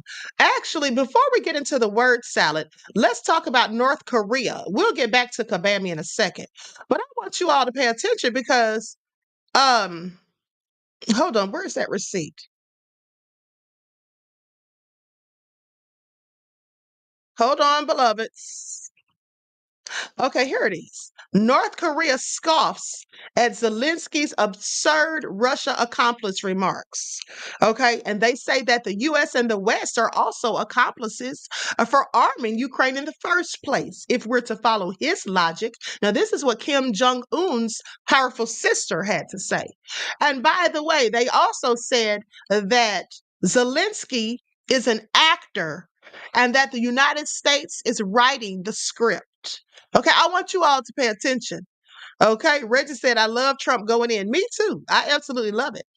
Okay, so now let's talk about it because North Korea is expected to increase its military backing for Russia following a fiery response to Ukrainian President Vladimir Zelensky's recent accusation that Pyongyang is acting as a de facto accomplice in Moscow's criminal war.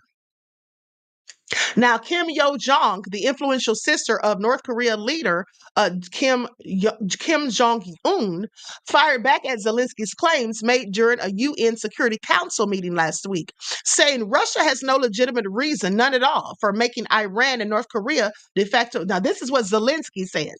Russia has no legitimate reason, none at all, for making Iran and North Korea de facto accomplices in this criminal war in Europe. Now, Zelensky not only said this, but he further accused Pyongyang of supplying weapons that were being used to kill Ukrainian civilians. But it's okay for the U.S. to give him weapons. Okay. Now, in a parallel address, U.S. Secretary of State Anthony Blinken echoed Zelensky's concerns, charging North Korea with sending trainloads of weapons and ammunition to Russia, including ballistic missiles, launchers, and millions of artillery rounds. Responding to those accusations, Kim Yo-jong dismissed Zelensky's remarks as absurd, labeling them as a reckless political provocation that cannot be justified. Okay, so I want you all to pay attention. With that all being said, the U.S. is just making things worse for themselves, as far as I'm concerned, with all of this foolishness that they're doing for Ukraine. Let these people fight their own battles. Let them deal with their own issues. At the end of the day, haven't you given them enough billions of dollars and enough military aid and all of that? Okay? What are they doing for the homeless crisis here? What are they doing for people who can't afford, decent medical coverage? What are they doing for anything that's going wrong in this country? What about people with mental health issues? And there's no facilities nor workers to treat them. And when the police are called, when they're in a crisis, these people usually end up dead. Okay, I just have a whole lot of questions. With that all being said, let's get back to Kabami and more word salad. Likes up, everyone, please like and share. Thank you in advance. Got lost a little bit in the weekend news of the apparent attempted assassination of former President Trump is her first solo TV interview, an interview which seems to me was somewhere between a missed opportunity and kind of getting caught up in word salads. At the debate the other night, you talked about creating an opportunity economy. I wonder if we can drill down on that a little bit. When we talk about bringing down prices and making life more affordable for people, what are one or two specific things you have in mind for that? Well, I'll start with this. I grew up a middle-class kid. My mother raised my sister and me. She worked very hard. She was able to finally save up enough money to buy our first house when I was a teenager. I grew up in a community of hardworking people, construction workers and nurses and teachers. And I try to explain to some people who may not have had the same experience, but a lot of people will relate to this. I grew up in a neighborhood of folks who were very proud of their lawn, and I was raised to believe and to know that all people deserve dignity, and that we as Americans have a beautiful character. We have ambitions and aspirations and dreams, but not everyone necessarily has access to the resources that can help them fuel those dreams and ambitions. So when I talk about building an opportunity economy, it is very much with the mind of investing in the ambitions and aspirations and the incredible work ethic of the American people, and creating opportunity for people, for example, to start a small business. My mother worked long hours, and our neighbor helped raise us. We used to call her, I still call her, our second mother. She was a small business owner. I love our small business owners. I learned who they are from my childhood, and she was a community leader. She hired locally. She mentored. Our small businesses are so much a part of the fabric of our communities, not to mention, really, I think, the backbone of America's economy. Wow. All right, remember the question was specific policies that you would pursue. Almost 2 minutes into that answer, and she hasn't said anything. It's surprising to see. Okay.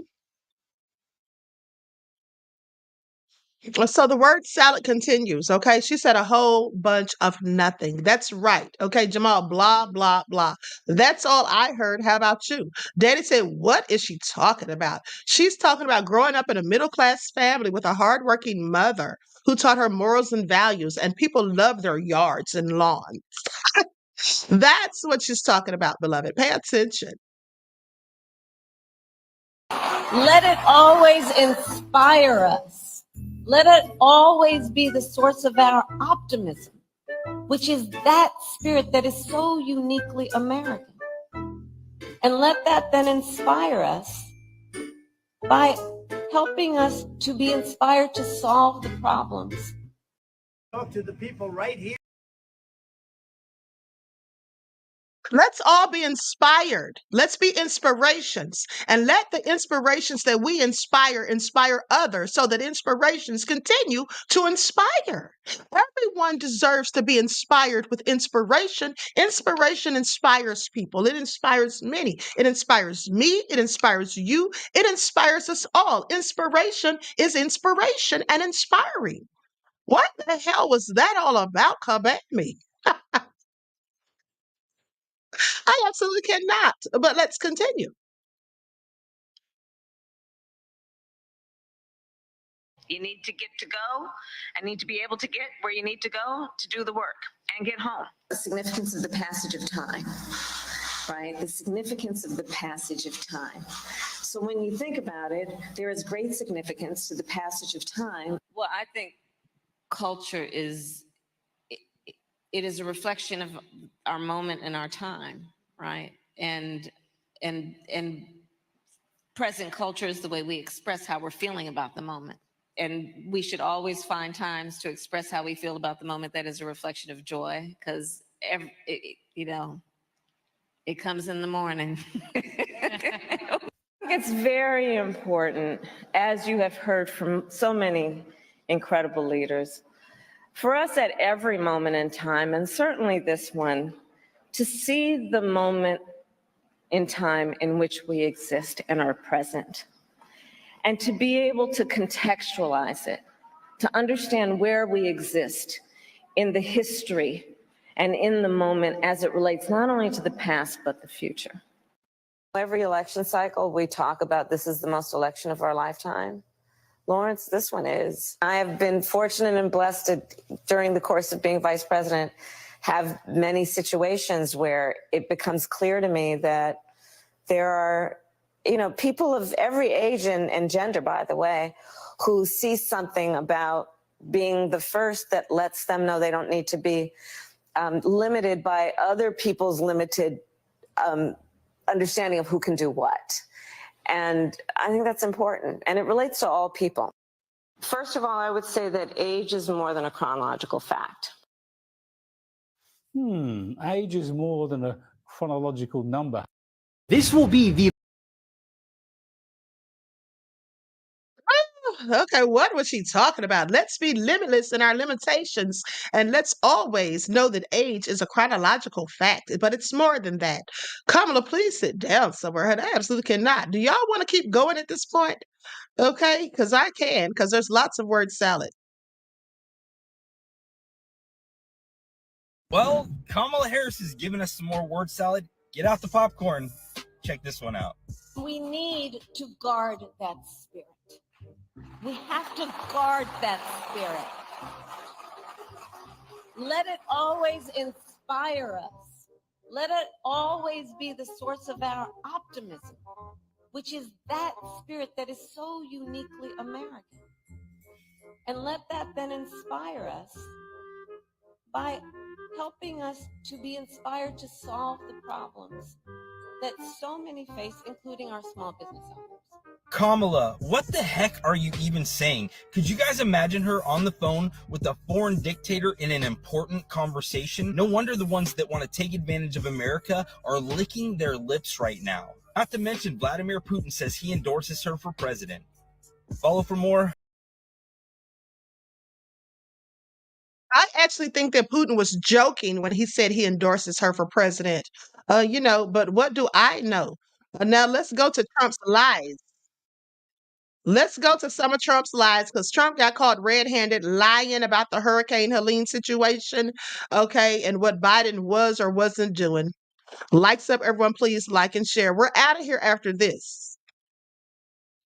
The governor's doing a very good job. He's having a hard time getting the president on the phone. I guess they're not being responsive. The federal government is not being responsive, but they're having a very hard time getting the president on the phone. The president just called me yesterday afternoon. I missed him and called him right back. And he just said, hey, what do you need? And I told him, you know, we got what we need. We'll work through the federal process. He offered that if there's other things we need, just to call him directly, which I appreciate that. Let me get this straight. He's lying. And the governor told him he was lying. The governor told me he was lying. I've spoken to the governor, spent time with him, and he told me he's lying. I don't know why he does this. And the reason I get so angry about it, I don't care about what he says about me, but I care what he communicates to the people that are in need. He implies that we're not doing everything possible. We are. We are. I thought it was so powerful at the convention when you said you have guns. No, at the debate. Okay, so y'all heard that. The Crazy Beach area said Trump's on vacation too. Trump was clearly lying. Okay, you heard Governor Kemp. Biden called him to check on Georgia and see what was going on. Why would Trump even say that? It would have to be, very obtuse for them not to check on the different states about, that were hit by the hurricane. It would be ridiculous that they wouldn't do that. Trump should know that that is just not true. Why did he say it? Well, I don't know why liars lie. But clearly Trump is a liar who does so. Now, I said we were going to be out of here, but I absolutely forgot about this. So let's go to this last video. Okay. Let's go to this last video and then let's talk about Senator J.D. Vance and Minnesota Governor Tim Walz take to the stage in New York City for tonight's vice presidential debate. And we will be recording that live on the main channel, so make sure you tune in. I am going to be fact checking what they are talking about, okay, so we can call out the bullshit right away. Okay, so anyway, goes on to say that this will be their first in-person meeting, but Vance and Walz have been nipping at each other from afar for weeks, playing the customary role of attack dog on opposing tickets. Now, the stakes for their 90-minute debate hosted by CBS News and scheduled to start at 9 p.m. Eastern Standard Time are unusually high for an undercard clash. Now, the race between Vice President Kamala Harris and former President Donald Trump is tight nationally, and the battleground states, according to recent polling, they're like neck and neck, literally. Given that Trump hasn't agreed to a second showdown with Harris, Vance versus Walz could be very well be the last debate before the election. Polls also indicate that Vance has some work to do after he made a rough first impression. In a recent NBC News national poll, 45% of registered voters said they viewed Vance negatively compared to 32% who said they viewed him positively, making him one of the least liked vice presidential candidates in the last 30 years. Now, that's not good. Walz, conversely, was viewed positively by 40% and negatively by 33%. And with his unsubstantiated claims about Haitian immigrants eating pets and his tendency to get ahead of Trump on policy, Vance already has drawn more scrutiny than any vice presidential candidate since another Republican, then Alaska Governor Sarah Palin, burst onto the scene in 2008. All right, so let's just sit back and wait, okay? Because when they say what to expect, Walz says, I can't wait to debate the guy, okay? That's it. That is if he's willing to get off the couch and even show up. All right, and so anyway, let me share this last clip. And then we're up out of here. Likes up, everyone, please like and share. Thank you in advance.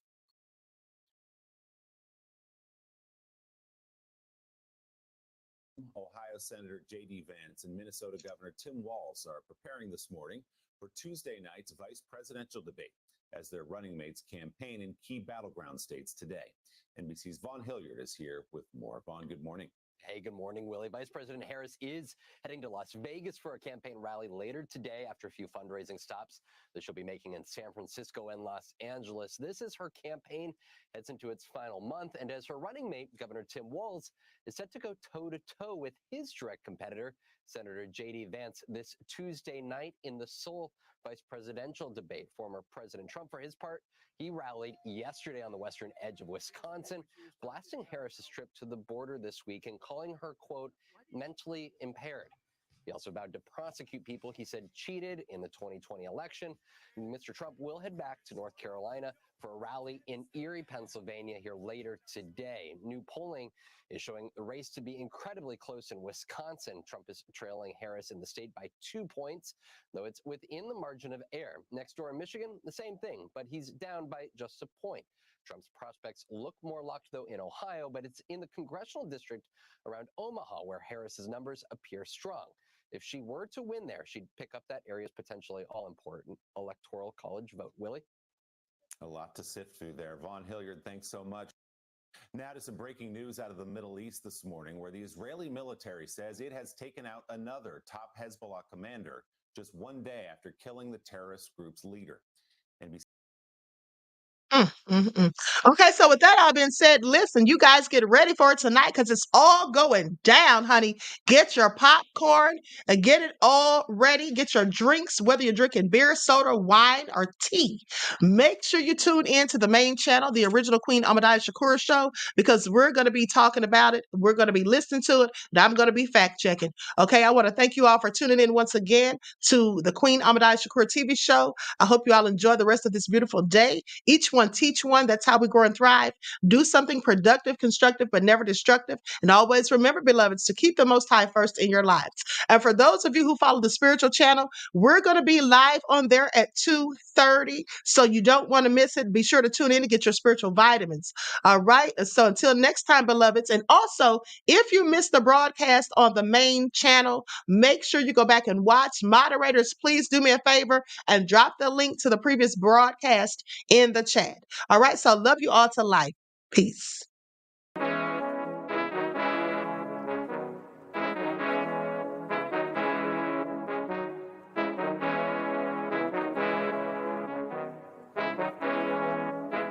Yo, Nick, hit him with that flavor. Gold all in my skin, God all in my blood.